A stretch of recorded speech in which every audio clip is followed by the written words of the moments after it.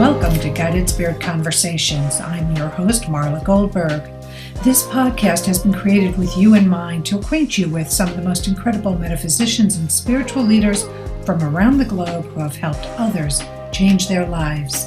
In this interactive hour, you will be offered insights and techniques to help you make a difference in your life. Don't forget to subscribe to the show on your favorite listening platform. And here we go, on to the show. Hello, everyone. Welcome back to Guided Spirit Conversations. I'm your host, Marla Goldberg, and we have another fabulous show just waiting to take off. So let me tell you about today's guest, Dr. Lynn Anderson. Dr. Lynn is a naturopath, yoga nutritional therapist, fitness professional, karma master, published author, international speaker, and video producer with over 30 years experience in the field of natural health and fitness. She has been featured in Red Book, Reader's Digest, Huffington Post, Shape, Self, and various other national publications, TV networks, and podcasts. She is the author and producer of the Soul Walking series, Karma, Prosperity, Vitality, and the Naturopathic Wellness series, the Yoga of Nutrition and Recipes for Health, Sex, Happiness, and Love, and Dr. Lynn's Proactive Aging Workouts.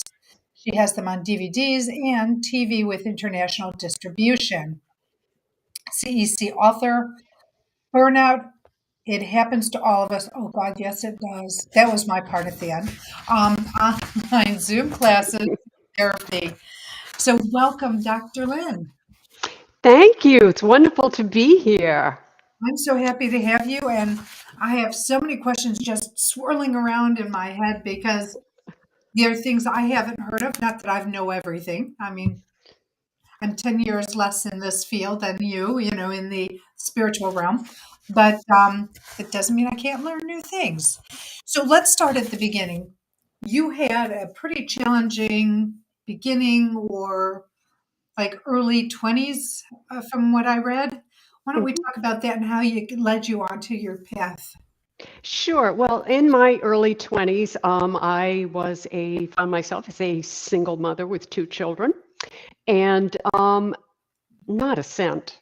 I mean, I didn't have any money. I had barely, a semester of college education, and here I was. I had two kids and alone, and I had to figure out a way really fast how to get out of the mess I was in because I had a choice. I could either stay on welfare or I could figure out how to get out. So at the time, there happened to be a lot of programs for single mothers, loans, grants, scholarships, work study programs, and I took everything I could. There was rent subsidy and food subsidy and daycare subsidy. So I just took advantage of all of the packages that I could take. And I went back to the University of Maine with the two kids and I worked my way through to get my undergraduate degree. And after I got my undergraduate degree, you can probably imagine I was going like just straight out for 3 years. I had a collapse.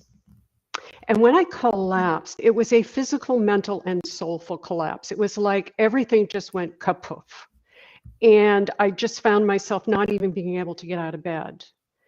And here I was, I still had two children to support. I had to get up and get going. I didn't have the time or the luxury to lay around and feel sorry for myself or be sick. So I relied upon a little bit on my background. I grew up on an island off the coast of Maine. And on the island that I grew up on the coast of Maine, we didn't have a doctor.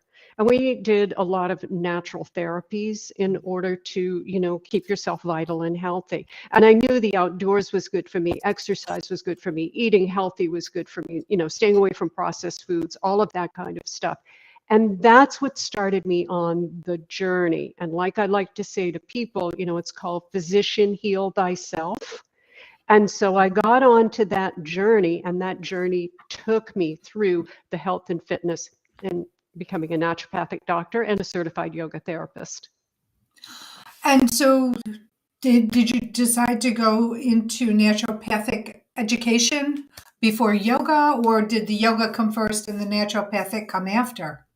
The yoga came first. First, I got involved with the American Council of Exercise, ACE, and I became certified through them. And I started on my yoga path. Now, at the time, I was living in Maine. And as you can imagine, even yoga in Maine was not something you could make a living at. You couldn't do it. And so it was all part-time, going to school and studying while I was working. I was the marketing director for a big development company, real estate development company, which was not, I mean, I was good at it, but I didn't love it. But I Right. would run home and with my little typewriter, type up all my little books and, work on my stuff and study. And so it took me a good, what did it take me, 15 years in order to actually end up with a naturopathic degree. But along the way, I studied yoga and then I became a certified yoga therapist through the International Association of Yoga Therapy. Interesting. And so, because for people who are not that familiar with what a naturopath does, opposed to a DO or a functional medicine doctor, what is the difference? How do you address things, the Mhm. issues? Well, a naturopath is really a teacher or a guide. And what we do is we teach the natural sciences. And the natural sciences begin with the basics, which is nutrition and exercise. But we also I'm a master aromatherapist. I worked for an international aromatherapy company and I taught all over the place, lectured on aromatherapy. We do herbology as well. We work in chromotherapy, which is color therapy, light therapy, sound therapy. So it's taking the natural sciences in your outer environment and your inner environment and bringing them together. Because our philosophy is that if you want perfect health, you have to have perfect balance in the body, the mind, and the soul. You are a tripart being. You cannot address one without addressing the other two. I really like that, the way of thinking about that, because so many people go, no, no, I'm just going to cut out the food, but then they don't move their body or they don't expand their mind and learn that everything begins inside, from the inside out. Hmm. That's So go ahead. I'm I was sorry. going to say that's so true. And if you think about it, if you're really stressed and you've got, let's say, gut issue problems, so you go to the doctor and the doctor addresses the gut issue problems. They haven't addressed what's going on up here or what's going on in here. And so you're just going to be snowballing or taking medicine, pills, and it's just a snowballing effect. So we have to look at all three components. And they all tie in together, Hmm. that's what you're saying, head, heart, and body mixing together, to be balanced. And you have to have the balance. And a lot of people don't understand that because their Western way of being is to bring up it's either one or the other or two out of the three, but rarely do they tie the three together unless you go the natural way, homeopathy, functional, naturopath. Exactly. But if you think for just a moment, I mean, if we just take the body and how the biochemistry of the body and how the body operates, when everything is operating in perfect balance in your body, you have perfect health. If the heart's in balance and everything is in balance, it's when you have an imbalance that we have a health issue. So it only goes to show that if you have balance in all three, you've got to be able to have the best of all, you know. It's so true. And the vision that just came to me is if somebody has their hip needing a replacement or their knee needing a replacement, they start limping, they're no longer in balance. And then it takes a toll on the other knee, on the other hip. So you can get one fixed, but then ultimately you're going to have to get the other fixed because of the imbalance. And if you take that analogy and use it in a larger scope, then I think it might give you a more well-rounded idea of the balance issue. Absolutely. That's a very good analogy of how it works. You throw something off, you have to make sure that you look at how to bring it all back into balance. That's the key. Where the philosophy is really, seek balance in all things and in all things find balance. That's And life. and yoga is a perfect outlet, a perfect way of achieving the balance in the mind, the physical, the mental, the emotional, and the spiritual. So you bring that other element into it as well. Yeah, well, yoga is a philosophy, it's a science. There's a science there and a philosophy. And when you bring that in, and actually, that's how my naturopathic practice started. I was teaching a lot of yoga classes, and my yoga students would become my naturopathic clients, and vice versa. My naturopathic clients, then I would take them to my yoga classes. So it really is a wonderful mix of two philosophies and science. That not only weave together, but support each other, which Right. is just as important as the weaving aspect, in my opinion. Yes. Yep. Very true. And so let's go into some of these because there's a couple I haven't like. I see that there's a question that's about karma yoga. So Mhm. is it the philosophy of karma with yoga, or is it a specific kind of a yoga practice? Well, karma is a branch of yoga. Yes. There are different branches of yoga. And karma is, we have a very pop culture look at karma, which is not what it is. If I do something bad, bad karma is going to come to me. No, karma is not that. Karma is void of judgment. There's no judgment in karma. It is simply a matter of cause and effect. If you don't like the effect, look to the cause. It's about energy, and it's about reflecting back and looking at yourself. For example, if I go out and I steal something, Hmm. whether I get caught or not, whether I ever have to pay for that, I'm still a thief, and I carry that energy with me.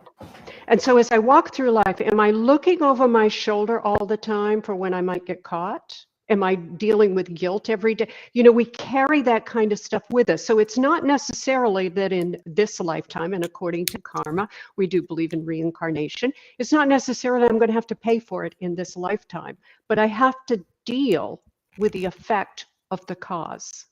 And that's really what karma is. I like the way you put it because I agree with that. But it also goes into what you reap, you sow. And what you're saying is you do it, but it's an energetic sowing opposed Exactly. to a physical, like 2x4 across your head, in response to you doing something to somebody. Exactly. Yes, yes, that is true. It's very true. So the pop culture, oh, bad karma, good karma, we try to say, no, remove judgment and just look at the basic cause and effect. We go back to the science. And so judgment is so intrinsically embedded or imprinted into our DNA, into how we're raised and the way people deal with us, project their things on us. How do you work with your patients and students regarding that? Well, as you just said, it is so ingrained in that not only are we judged, but we judge. And it's very difficult to step back and to learn the fine art of objectivity. And that's really what I try to teach my students and my clients is to step back and see the world for what it is. According to karma and according to my naturopathic philosophy, we are here about the soul's mission. And the soul is here to live out this life. We chose this life, this body. We chose all of this to live out whatever it is we need to live out for our soul's mission. And so it's important to objectively view the world for what it really is. Remove the Maya, because the Maya is really your perception of the world. Yes. A tree is a tree, it's a real tree, it sits there, but it's my relationship to the tree is how I see the tree and how you see the tree. And Yes. all right, and that's two different realities, maybe, you know? In most cases, it is. That's why Yes, people, if you have three people witness an incident, three different perspectives are going to be told to whoever is taking the interview. right, right, yeah. Very, very infrequently will two people even be close Hmm. to what it is. That's so true. It Yeah. makes a huge difference. So now you have in your bio, it's something about Anna Yoga. So is Anna Yoga a person who came up with a process, or is it a process? It is a very obscure branch of yoga called Anamaya Kosha. And Mayakosha means that you have she's, you have things that support different parts of your being. Ana supports the physical part of your being, i.e., it is about nutrition and about food. So it is, Ana is not about eating any particular diet. It's not about losing weight. It's not about being a vegan or a vegetarian or whatever, but it's about understanding that the need for vitality. If you are to do anything in this world, you need your vital energy. And your vital energy comes from the basic, it comes from nutrition. That's where it starts because the body needs fuel. And when we get away from looking at food as whether it's good food or bad food, and we start to dissect it and get back and say, well, wait a minute, what the body really needs is the right fuel. And so Anna is teaching you that nothing in yoga is discounted. Everything in yoga is included. Also, how and what you eat. So we have to pay attention to our diet as well. So I understand the what we eat. Let's talk about the how we eat.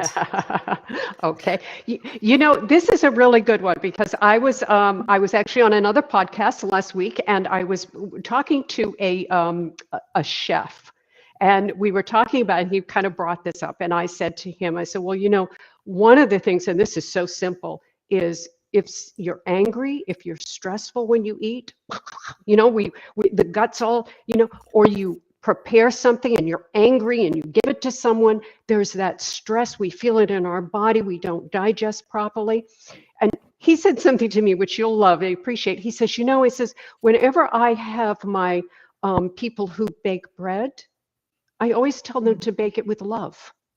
Yes. Knead it with love, you know, because the bread needs love. And I said, yeah, that's exactly how it works. So that's an example. You know, if we get to a technical, it's how we chew with our jaw. And it's a very important, this actually happens to be the most important joint in your body is your jaw. We don't pay attention to exercising it, but it needs to be exercised because if you think about this, your jaw, that's how you feed yourself. It's how I smile and you know that I'm happy. It's how Right. I'm able to talk. And it also, if we chew properly, what we do is we create or the right amount of saliva, which has the enzymes in it, so that when we swallow the food, it goes into the gut and it assists the gut in assimilating, digesting and assimilating and eliminating the food. So it's very important to pay attention to how you chew, how you eat, what your mood is when you're eating. Let's talk about the chewing. Can you explain to the people listening the proper way to chew something? The proper way is when you put something in your mouth is to taste it with your tongue, to enjoy the food and to slowly chew the food up so that it's chewed to the right consistency. Most of the time we chew and swallow. So it's taking the time to really appreciate. You take a spoon of food and you sit back and you appreciate the aroma, the taste, the texture, what it's doing for your body. You know, that's the proper way to eat. We don't, especially in a Western world, we forget about the rituals and all of that. We sit down, you know, and the TV's going and we're gulping down our food and we don't even chew it properly. So it's a matter of being able to sit quietly and really think about what you're doing. You're giving yourself vitality, life force. Which is true. And that's why it's so important to eat as much organic, natural food as possible Mhm. because there's more life force in that food than, I hate to say it, sorry, McDonald's, but a McDonald's hamburger. Yeah, you're right. But here's a quick question. Something I just read is that Wendy's supposedly has only fresh beef and they make their patties themselves. They have whatever they have in each of the stores, where McDonald's has frozen burgers. The difference between having a frozen patty that you defrost and make rather than um, fresh. Like, is there? No, Because really, the best thing you can do, and I know this from when I was growing up, we would pick fresh berries and fresh vegetables, and my mother would freeze them immediately. So freezing, really, I mean, you freeze everything, it goes, all the molecules get frozen. So it's not so much the freezing process and the thawing process. Obviously, it's much better to eat everything fresh if you can, but it's the quality of the food. What are the Yeah. fillers? What are being put in there? That's really what we have to get back to, is what is the quality? And as I tell my students and my clients, the first thing you need to do is think about giving the body the right fuel. And that's kind of the idea with Anna. Once we get the right fuel in there, you can eat all the junk you want because your body doesn't need it. But what we do is we do it reverse. We eat all this junk, and then the body keeps screaming at you, I'm hungry, because it doesn't have the vitamin B's or the C's or the stuff that it needs, and then it breaks down. And then there's that point of feeling satiated when you're eating something. If you're eating a lot of empty foods, I'm not even just going to call them empty calories, empty foods that are processed and filled with sugar and other crap, if you'll excuse my expression, that you're just constant, like you said, you never feel like you've had enough. And that's why people keep eating more and more and more. Then when you eat a beautiful ripe pear or peach, or a beautiful salad filled with alive vegetables. Mm-hmm. Well, it's Mhm. honoring yourself. If you honor yourself, body, mind, and soul, the first thing you do is you take care of the fuel that the body needs, because it does not operate unless it has fuel. It has to have fuel. So if we feed it and we honor ourselves with the life-giving force, then we have so much more energy, so much more vitality, and that's really should be everybody's goal, to have vital energy. You can't be successful at anything without vital energy. It's so true. It's very true. So in your series, okay, so I'm just trying to, is it the yoga of nutrition and recipes for health, sex, happiness, and love? Is that one series that you have? Yes, there's 2 series of books, and that's the second series, which is the naturopathic series. And that one is kind of the history and lore of foods and things. And it goes through, a particular food that would be good to make you happy and to improve your sex life and, love. So I pick out different foods and then give the history of those. Okay, let's talk about sex life. What foods do you eat for a good sex life? It's a good one. Well, there's a whole bunch of foods, but I'll pick one that's I think is really a fun one, and that is avocados. Now, when we go to avocados are very rich in vitamin E, and vitamin E is one of the vitamins that you need for your sex hormones, keep your sex hormones healthy. Because the idea is we pay so much attention to all our other health aspects, but you need to keep your sexual self healthy, because that's what you are. First and foremost, in this world, you are a sexual being. That is how we come into the world. But with avocados, the interesting, when we get into kind of the history and the lore of that, women in ancient times were not allowed to go out and pick the avocados off the tree, because if you look at an avocado, it resembles a testicle. Oh, interesting. Yeah, so there's a whole story about how the men would pick them. The women weren't allowed to touch them, and then it was predominantly kind of a male food because it was considered sort of an aphrodisiac. Oh, like Durin. Yeah. So if anybody wants to know about Durin, my husband had tried it back when he was in Asia, but it's a very unattractive, stinky fruit. But when you cut it open, and it really stinks, there's like a custardy middle that you eat, which is sort of a natural Viagra. Mm-hmm. Yeah. So do women have the same Viagra effect by eating Durin as a man would? Well, the vitamin E supports your hormones. That's what vitamin E is, for example. So yes, the same thing with women. So what we forget is that your sexual being runs off of these vitamins and minerals as well. You can't produce the hormones without these different vitamins and minerals. So it's very important to get a well-rounded diet. I like that. So, what's the best food to eat for love, especially if you're looking for self-love? Well, this is another great one that people like. Chocolate, but it's got to be dark, dark, dark chocolate. Okay, chocolate has in it something that's called we call it P. It's phenylethylamine. It's a big word, long word, but PEA. And what it is it's a compound in the dark, dark chocolate. Again, I want to keep emphasizing I'm not talking milk chocolate. I'm talking the real cocoa. That what it does is it creates a serotonin and a mood enhancement. So chocolate has a way of sort of putting us in the mood. Now, if you want love and romance and you want sexual, you've got to be in the mood. So that is why historically men have always brought chocolates to their sweethearts. That's I the love idea. that. Yeah, there's always an alternative motive. Right, right. Always, always, always. And what about for aging? What would be your best food for anti-aging? The best thing to do for anti-aging is to get your antioxidants because what happens in your body, you have these things called free radicals. And free radicals are those things that bounce around in your body and they throw all the electrons off and they really wreak havoc with your cells. So what we need to do is take in the fruits and the vegetables that are very high in antioxidants.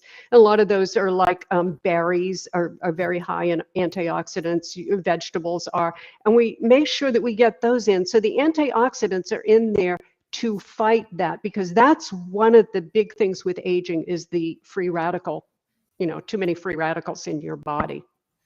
And organic is, I'm going to assume, much better than anything that's been stepped on, GMO'd. Yes, exactly. I mean, I'm not a big fan of GMO.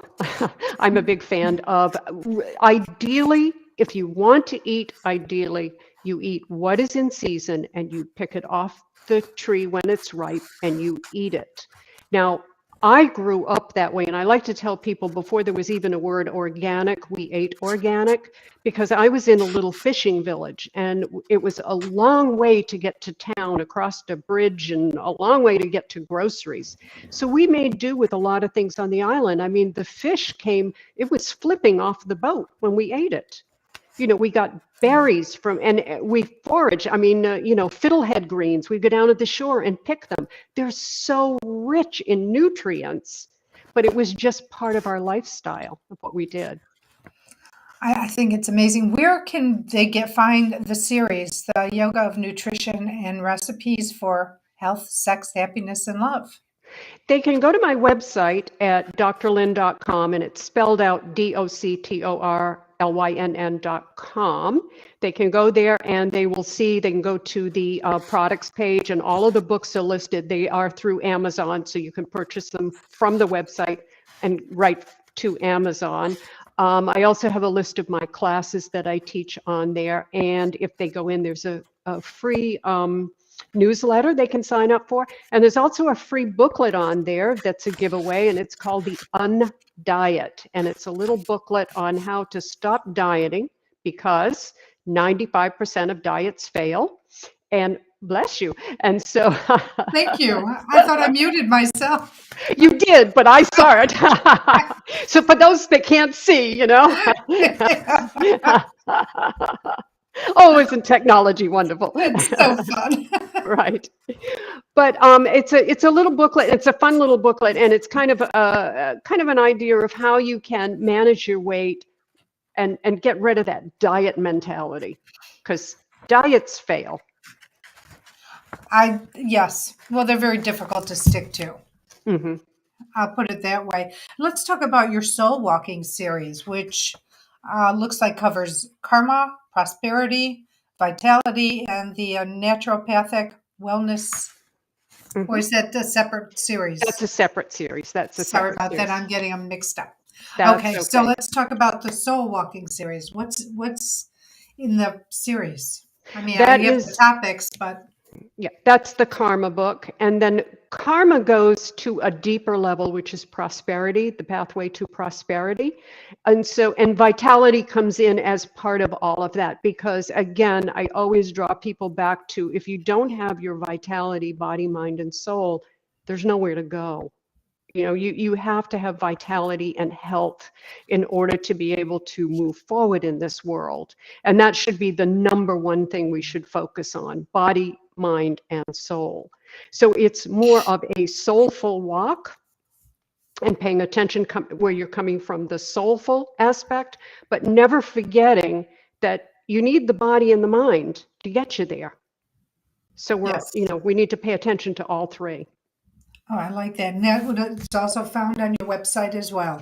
Yes, it is. Yep, yep. All those can be Okay. found. You've got all these wonderful things going on.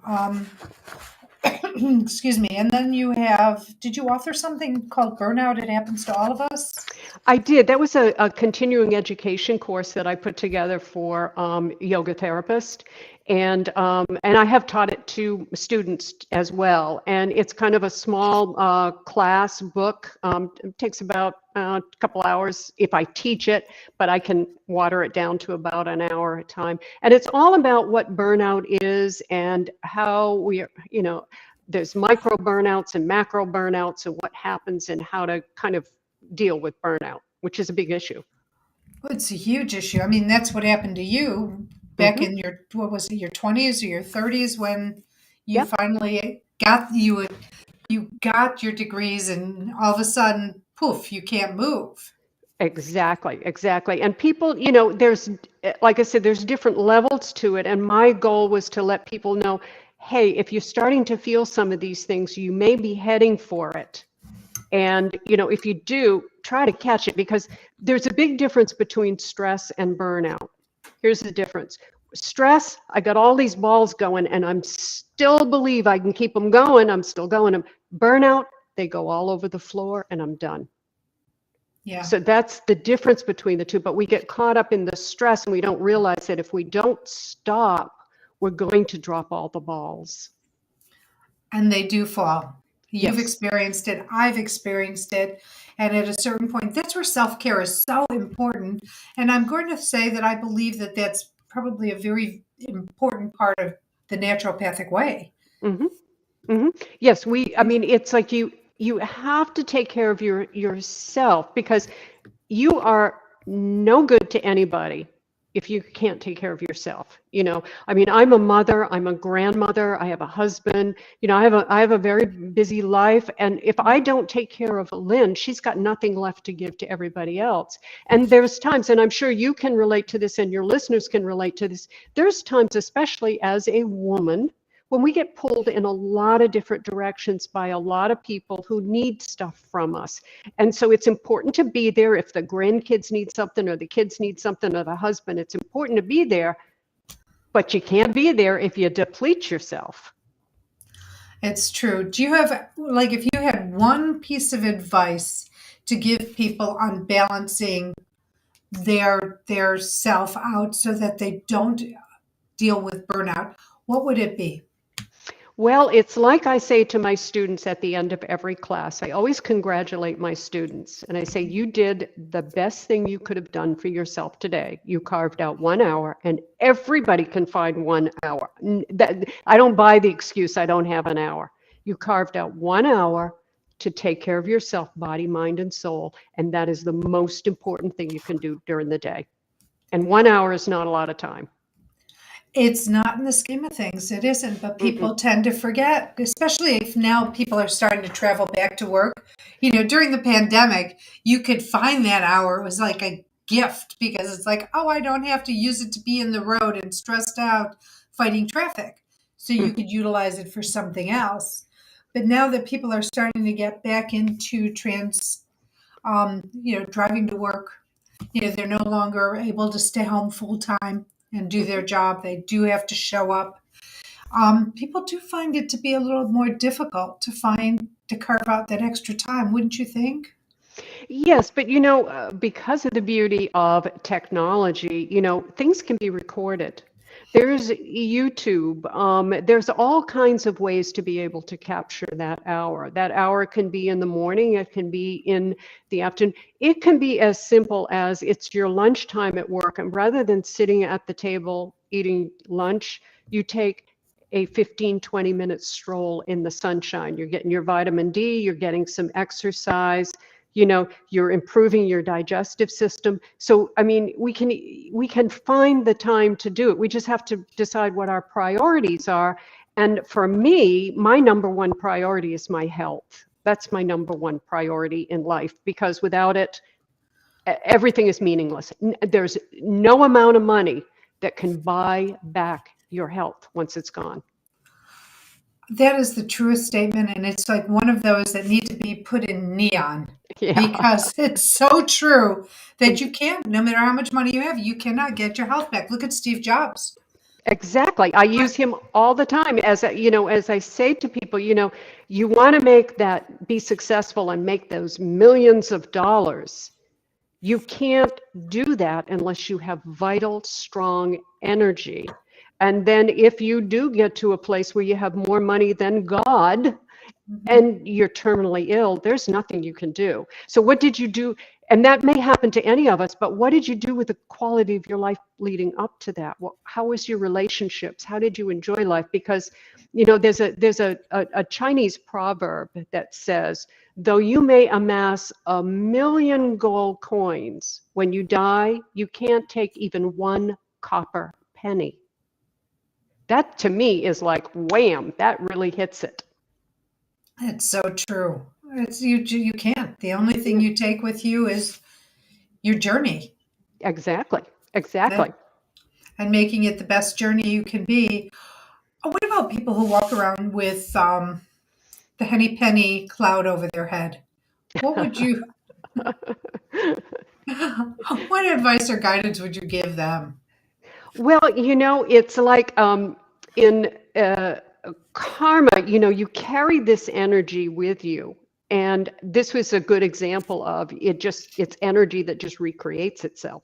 So if I'm walking around down and depressed and the world's a mess, not too many people are going to want to be around me. I've found that I don't gravitate, I move away from those kind of people. But walk in a room and see someone who's vital and energetic and happy and soulful, and people gravitate to that person. So it's an assessment, and perhaps and you can't really diagnose, but I mean, maybe that person has depression or anxiety, or they're dealing with a trauma or whatever.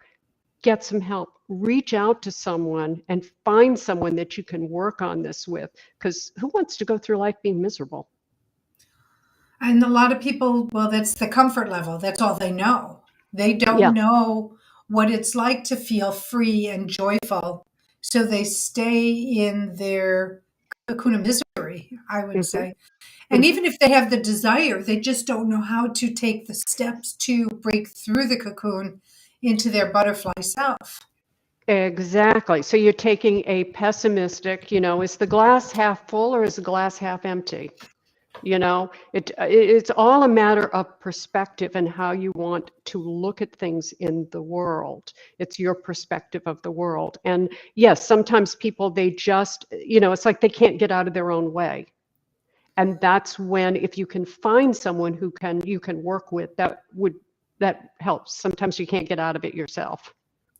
I so agree. People, that's why the word stuck is the word stuck, because what happens when you're stuck? It's like you can't, there's no trajectory. You Hmm. can't go back, you can't go forward, you can't go to the right, and you can't go to the left. You're just, it's like you're wearing cement shoes, Right. Yep. something along that line. You know what? I'm going to take a pause here a second because it is charity shout out time. So it's one of my favorite times. And your charity is NAMI, which Hmm. is the nation's largest grassroots mental health organization, Hmm. NAMI.org. Do you want to talk more about it? Yeah, it's interesting. When I was teaching yoga in California and Los Angeles, the president of the NAMI chapter, which was all of, I believe he was all of the West Coast, was one of my yoga students. really nice man, really, really nice man. And we became sort of friends. And he had me actually come and speak at one of the conventions. So I came and I had the good fortune to stand up and speak about yoga and mental health, you know. So of course I have that connection to it as well. I have a stepson who has schizophrenia. And so we've had to deal with many of the issues surrounding that. And this organization is a good organization for those in the family that have to deal with it. It's not for the person themselves, but it's for the family, and it gives them a support network. And when this first happens to you, it's like the rug is pulled out from underneath you. If you have a child or a husband or a sister, anybody in your family that has severe mental problems, you don't know what to do, and you're too close to it emotionally. It's very hard to be objective when it's yours. So it's much easier for me to come in, let's say, as a therapist and be objective because I'm not emotionally attached at that level with that person. This Right. provides a tremendous support group, resources, and things for people who are in that place. It's like the Al-Anon of mental health. Yeah, yeah. And so it's a So, wonderful organization to support because this is my perspective, is that the biggest problem we have in the world is mental health. Because if you look at it from all aspects, our homeless population, the violence in the country, you know, people starving, all of that, you can trace it all back to all these mental health issues. and that's growing as well. Look at how many mass shootings occur. I mean, now, when it first happened, it was so shocking. And we're Yeah, so conditioned now to go, this is so sad, it's horrible, but life goes on. yeah, And not for the people who, of course, are a part of the grievers, the people who lost their family members or family members got injured during this. But yeah, it's becoming too commonplace. And why is it so acceptable that hmm. people just don't fight what's going on more harder to bring what needs to be done for people? I think a lot of it has to do with we are so overwhelmed with information today and our attention span. And you are absolutely right. We're sort of like, it just kind of hits you and bounces off. And then the next one, I mean, every day there's violence, violence, violence going on in the world. And, you know, I question whether is there more violence in the world or are we more subjected to it because of the media? Because this has happened.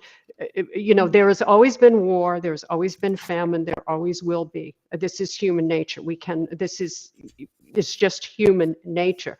But it does seem like there's so much more now, you know, and I don't know if it's media hype on, you know, it being broadcast more, or it's, you know, that sad mental place where a person is looking for recognition, however, you know. It's interesting because you came from a fishing island in Maine. I came from the city of Chicago. And growing up there, yes, there were killings, there was, stuff, but people didn't worry about people coming into their schools with guns to mow people down. You could, I mean, in my book, I write that, at 10 years old, I would take two buses and an L train into downtown Chicago by myself. And my mother didn't bat an eye. Yeah. Today, you can't let your kids even take a bus by themselves because so I think that there's something that's shifted in the way people handle their issues, their mental Hmm. issues or Hmm. emotional issues, because they think nothing of taking a life, harming an innocent person. Hmm. Hmm. Just It doesn't, well, you know, and I'm not a video game player, so I can't really speak on it, but I do what little I see, you know, there's a lot of violence in there. And sometimes you know, I wonder if maybe it's not real to a person what they're doing, you know, when they're actually in this state, you know, it's just, I don't think they understand the full ramifications. But again, anyone, and again, this is my opinion, anyone who can do anything like that has a severe mental problem. I don't believe anyone with a rational, sane mind can walk in and wipe out school children. I can't comprehend anyone who, so you have two layers there. You've got the person who's got severe mental problems, who's acting out, and then you've got this terrible violence that happened. And then you have the conspiracy theorists. Like I was just listening on the news today, and there's a person who has been denouncing Sandy Hook as fake and fraudulent until I think he was sued for $150 million by the parents of the deceased children. And he finally admits, oh, yeah, it was real. But like, what kind of mental state is somebody in when they can sit there and take like the Holocaust or like these mass murders and say, "Oh no, they're not real, they're not true." What is your thoughts on that? Well, I think that person they're certainly in a big state of denial. I mean, reality is reality. You have children who were killed. You can't get around that. The Holocaust happened. Those are facts. They're not fantasies that we make up. I would say that person is, I don't know. I could say that maybe it's a political gain, maybe it's whatever reason that person feels that they have to discount something that really happened. I don't know. You'd have to get inside their head. It's just a fascinating thought. You have I'm going to change directions again. We're going back to Yana Yoga. You have a gesture for giving thanks. Mhm.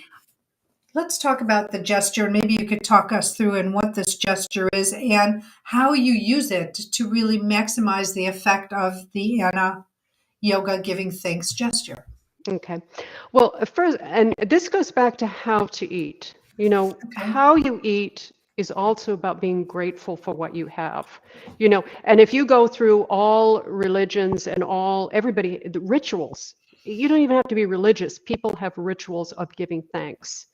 We do Yes. that on Thanksgiving. We do that. And in yoga, it is important to, before you eat the food, to bless it and to be thankful that you have food to nourish this wonderful body. So it's done with the fingers, and what you do is you take the index finger and you place your middle finger right on top of the fingernail of the index finger, and there's a little hole here, and you touch your plate and you say Shanti Shanti Shanti. Oh, thank you. May you bring peace and vitality and health to my body, mind, and soul. But your index finger is the symbol of your ego. And so what this means is you are bowing down, you're bowing your ego down to bless the very basics, which is your food. Because we get caught up in the ego up here. So it's Right. bringing it down and taking a moment to be humble and reverent and bless what is before you. You're very lucky to have a meal in front of you. Yes. I You know, agree. I agree. And now in our society, we don't really think that way. But, I've been a very fortunate woman that I've been able to travel the whole world. There's not a country I haven't been to. And I have seen poverty, unbelievable poverty. And you come back to this country and you see how good we have it here.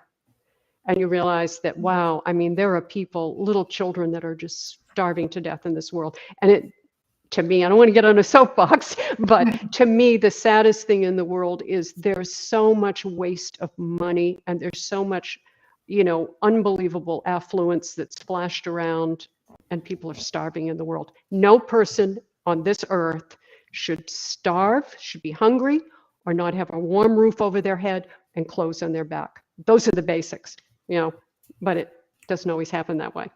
I agree. So in one of my traditions, they use codes. So instead of, going Shanti, Shanti, Shanti, thank you, like for food, so in just one fell swoop, I say thank you for the food that I have, who made it, who grew it, who brought it to me, in the various ways, but 995.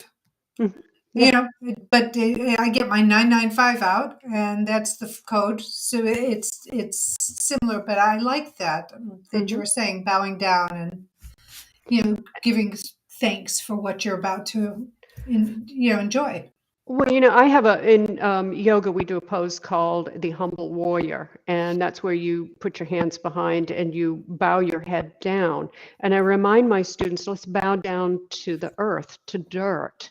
So what do we do with dirt? We say, well, I don't want dirt on my shoes. I don't want to bring dirt in the house. But guess what? Without that dirt, we're not here. So it's humble yourself. We think we're so important up here as humans, but we got to Right. get down and humble, ourselves to the earth, because that's what allows us to be here. I love that. And it's something that really isn't talked about. Hmm. What you've just stated is not something that I have heard on a regular basis. You hear it about, again, the food, the animals that we eat, the clothes, the housing, etc., but never really about talking about the dirt, to Yeah. thank the dirt for what it does for us. Yeah. And also, there's an expression, you've got to eat a peck of dirt before you die. And what that means, it means there's two meanings to that, but we do need to have some of that bacteria. That's what builds our immune system up. The earth has a wonderful way of incorporating everything that we need. That's how a naturopath looks at it. Everything you need is in nature.